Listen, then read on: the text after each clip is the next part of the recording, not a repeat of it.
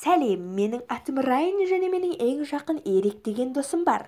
Біз ылғи да біздің достығымыз ештеңеде шайқалта алмайтын деп ойлайтынбыз. Бірақ бәрі біз Фибимен танысқанда өзгерді. Себебі Фиби өте керемет қыз еді.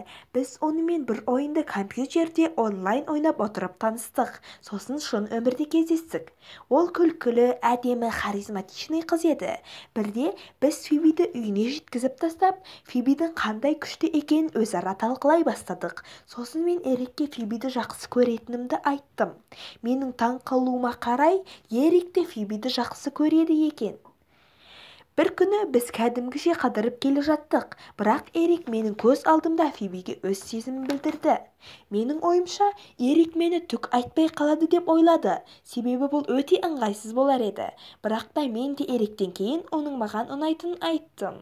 Шынында, менің жігітім бар деп айтты Фиби. Сосын біз Фибиді үйіне жеткізіп тастадық. Негізінде бұл өте ыңғайсыз болып жағдай болды. Біздің сыныптастарымыз Эрик пен менің араласпай жүргенімізді байқады және неге деп сұрай бастады. Бір күні сабақтан кейін мен Эрикке не де болса сәлем деп жазып көрмекші болдым.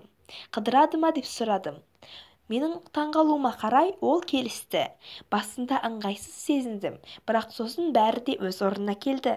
Сіз өз өміріңізде достарыңызбен не жігіттің, не қыздың кесірінен ұрысып көріп пе едіңіздер? Комментарийға жаза кетіңіздер және арнаға тіркеліп лайк басуды ұмытпаңыздар. Сау болыңыздар.